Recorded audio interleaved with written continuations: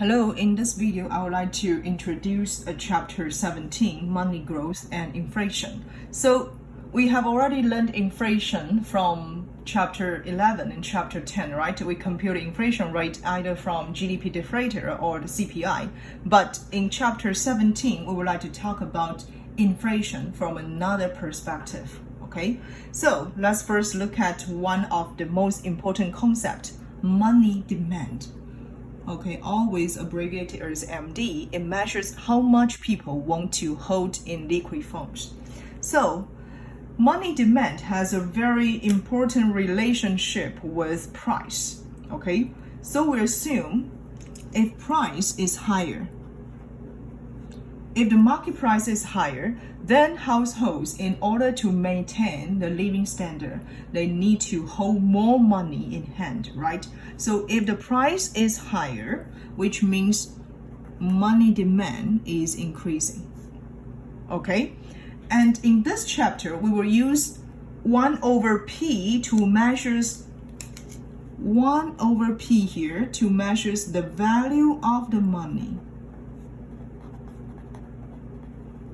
So it means if the price increase, then the value of the money would decrease, right?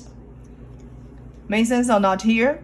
1 over P here would be the measurement of the value of the money. So if the price increase, which means the value of the money decrease.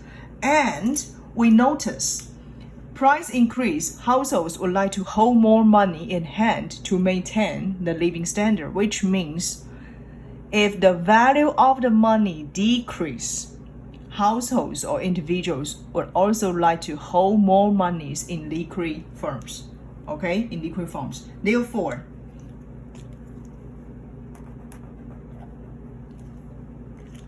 the money demand and the value of the money, they are negatively related, okay?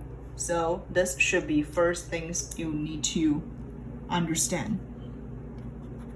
The value of money and money demand is negatively related.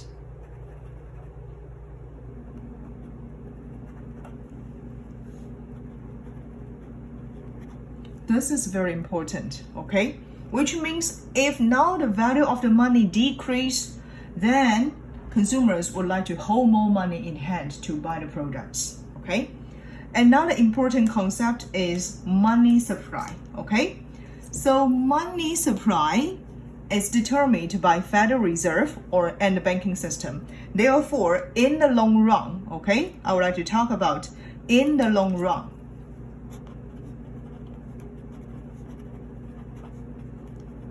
In the long run, it's very hard to change the money supply. Therefore, the money supply will be fixed in the long run. In the long run, the money supply is fixed, which means if money supply is fixed, then the supply curve of money in the long run should be vertical, okay? So first, let me draw a money demand and supply diagram, okay? Money demand and supply diagram. So let's see this diagram. This diagram will be different from what we have learned before, okay?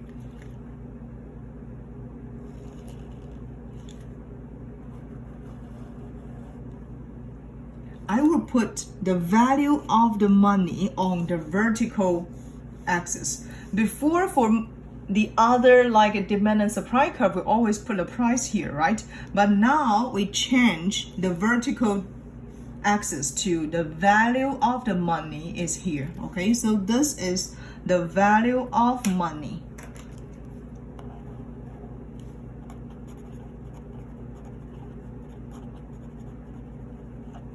This is the value of money. And the horizontal axis will be the quantity of money, okay?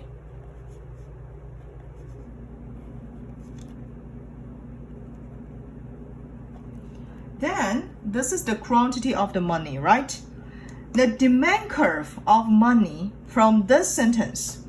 The value of the money and the money supply is negatively related. Therefore, the money demand should be negatively related to this one, right? And it should be downward sloping, okay? It should be downward sloping. So this is our money demand curve. Money demand is negatively related to the value of the money. And let's see the supply curve of money. As I talk about, in the long run, money supply is fixed and it is only determined by Federal Reserve, which means in the long run, the money supply curve will like this. So this is the money supply curve. I put MS here in the long run, okay? And you can notice the money supply curve and money demand curve, they intersect at one point, right?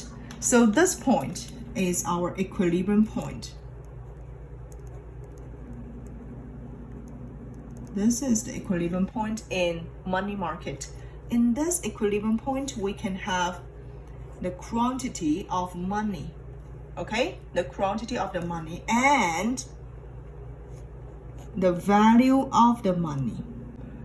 So, if now we assume the money offered by the Federal Reserve or money demand offered by Federal Reserve equal $1,000, okay? And then the corresponding value of the money equal to 1/2, okay?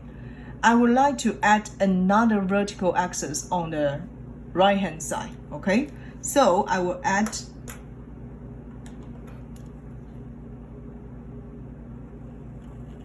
this is another vertical axis, okay, on the left hand side, and then I mark this one as price. This is the price of the product, okay? So this is the price of goods and services, okay?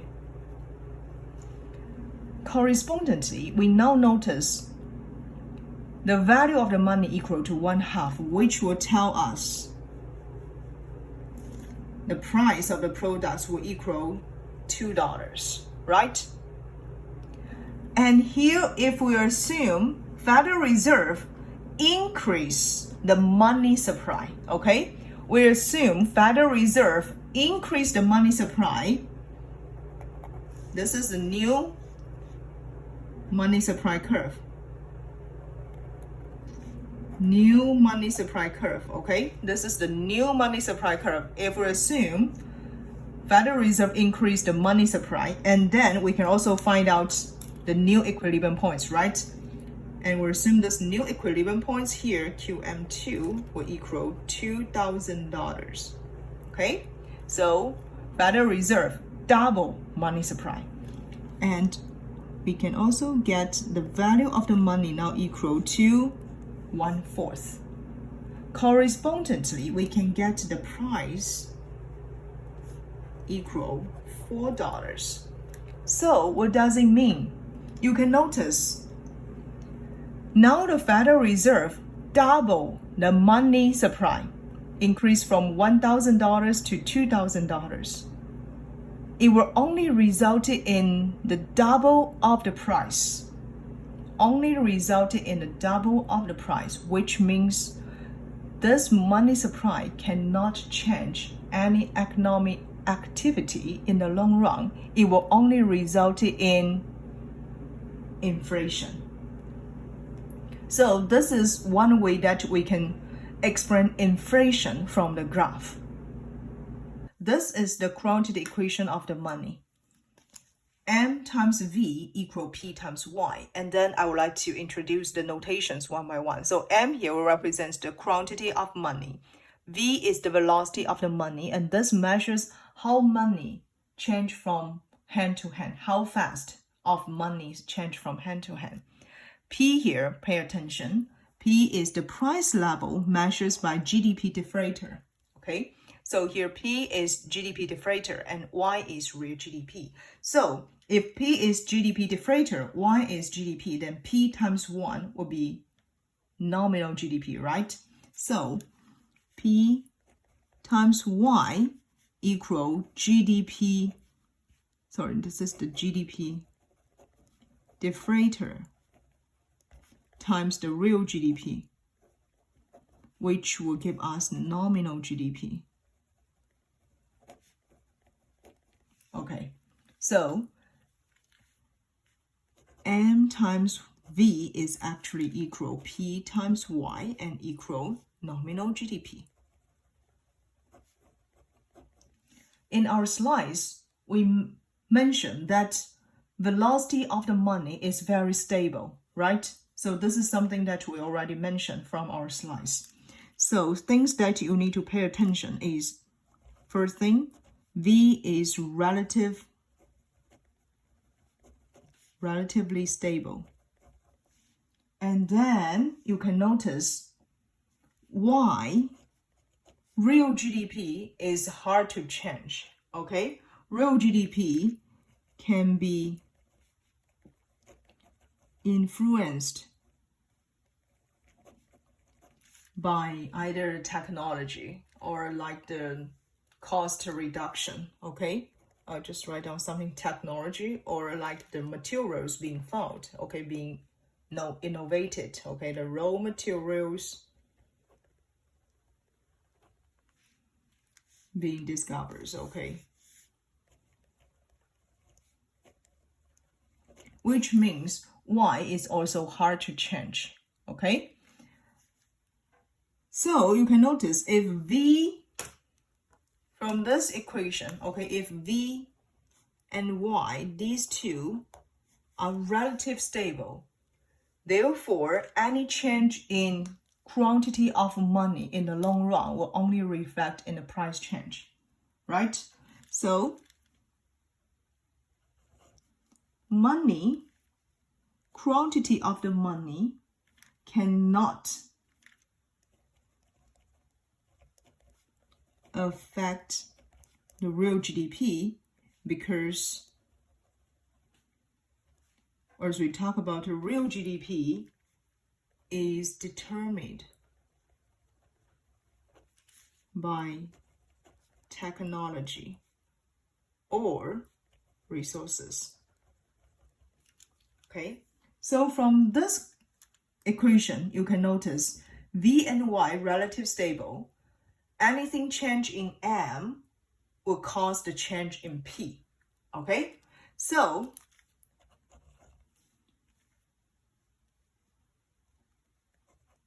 rapid money supply, okay, rapid money supply growth causes rapid inflation.